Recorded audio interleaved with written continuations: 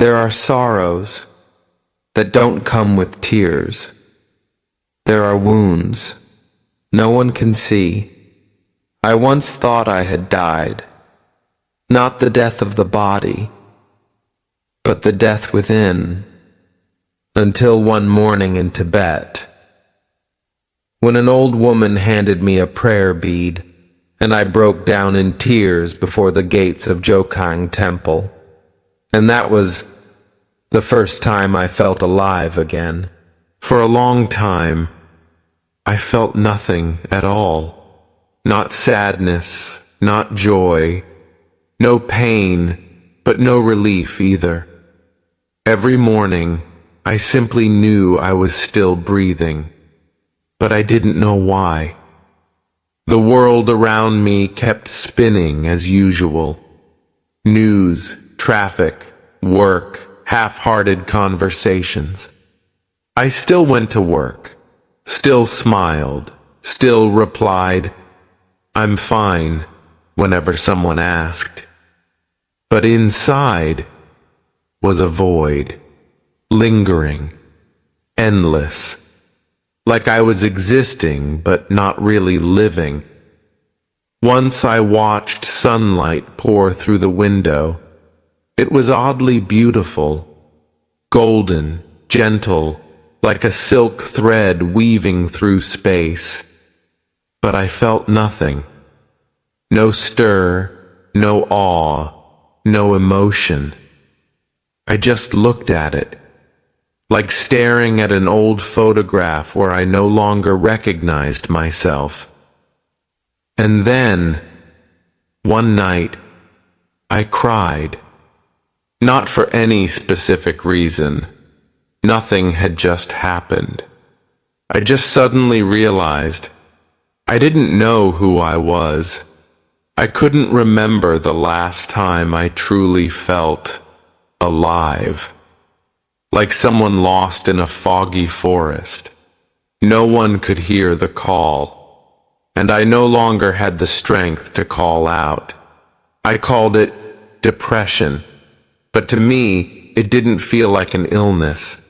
It felt like a slow, silent death, and no one mourned it. Then one day I dropped everything and quietly left. No plan, no itinerary, no reason needed. I just knew. I couldn't go on living like that. Couldn't keep repeating each day like a shadow. I needed to go far, not to find something new, but to escape myself. And I chose Tibet, a place I had once heard of as a distant dream, with snow-covered Himalayas, prayer flags fluttering atop mountains, with thin air, piercing cold, and monasteries floating between clouds and sky. They call Tibet the roof of the world, where heaven and earth meet, a sacred land where, just by setting foot, the heart begins to quiet. But I didn't go there because I believed in something sacred. I didn't pray. I wasn't seeking enlightenment. I was just tired. And I wanted to disappear, even if just for a while. I told myself, if there was any place quiet enough for me to hear myself again, perhaps it was Tibet. I arrived in Lhasa on a morning bathed in soft sunlight. The air was dry and thin. Every breath felt like it tightened my chest. But in that fragility, all my senses seemed to awaken, clearer, sharper, and more able to touch the corners of my heart. Tibet was unlike any place I'd ever been. Everything here moved slowly. People weren't in a hurry. Time no longer rushed. On winding stone paths, I saw elderly women walking barefoot, endlessly turning prayer beads, pilgrims prostrating on the ground, inch by inch, calloused hands, dry eyes, yet within them, a burning flame. There was something here, beyond words, something only the heart could feel. I wandered all morning, no map, no Google, no destination. I simply followed the faint chime of temple bells from afar. And a strange scent, warm incense, lingering in the air like an invisible invitation. Then I arrived at Barkor Square, not knowing how sacred it truly was. At the center of Lhasa stands Jokhang Temple. It's not grand in size, but it holds an irresistible pull. They call it the spiritual heart of Tibet, the destination of every pilgrimage. People walk hundreds of kilometers, sometimes for months, just to bow here once in their lifetime. I stood amid the crowd prostrating to the ground. With every bow, they offered their entire being to something greater. I didn't understand. Why did they cry when touching this stone wall? Why bow before a wooden gate worn by time? And it was then I realized I felt nothing, no stirring, no sacredness. I felt out of place. I stood like an outsider among people fully alive in every moment. And within me was a cold, endless emptiness. I turned to leave.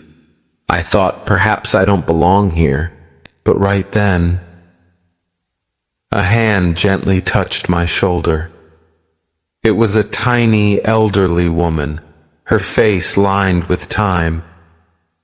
She said nothing, just smiled, and handed me a worn wooden prayer bead. Her hand trembled, but her eyes sparkled, as if she saw something within me that I had long forgotten. I don't know why, but I turned back. This time, I didn't stand on the sidelines. I walked toward the gate of Jokhang Temple, where countless pilgrim fingers had worn down the wood. I placed my hand on it, just a gentle touch, but it was like lightning through my body. My heart tightened, my throat clenched. I tried to hold back, but I couldn't. And then I broke down, not from pain, not because someone hurt me, but a sob burst forth from a part of me that had been silent for far too long, a part I thought had died. I cried like a lost child who had finally found their mother. Cried as if for the first time I was allowed to be fragile, to admit that I was tired, empty, and had endured for too long. I clung tightly to the wooden gate, the one touched by millions before me. And in that moment, I was no longer just me, the one who had lost their way. I became human, raw, small, but truly alive. I no longer stood on the outside. I belonged, not because I understood religion or believed in something sacred, but because I felt with absolute clarity that I was present. I cried not because I lacked anything, but because I realized I had forgotten what it felt like to be connected to something far beyond my loneliness. It wasn't a miracle. There was no ringing bell, no light from the sky.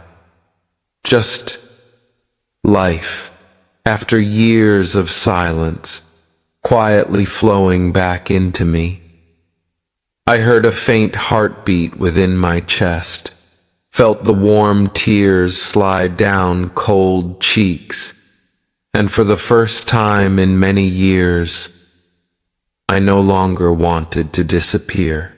I sat quietly in front of the temple for nearly an hour. No wishes, no expectations, just stillness. And for the first time in so many years, I felt whole. Not because I had gained anything, but because the emptiness within had quieted. I don't know what you're going through. Maybe it's pain. Maybe it's loss. Or maybe, like me, you don't feel anything anymore. If so, please don't be afraid. We can still find our way back to ourselves in our own unique way. Sometimes a glance from a stranger, a nameless scent of incense, or a single touch upon a wooden door is enough to awaken the soul that's been asleep within you for far too long. If you're on a healing journey, please remember, no darkness lasts forever. And sometimes all it takes is standing in the right place, and your soul will know the way home. Thank you for listening to today's podcast. If the path you're on ever feels lonely, remember, we're walking together, in silence, but not alone. If this story touched you, share it with someone who might need it. Who knows? A door within them might be ready to open too.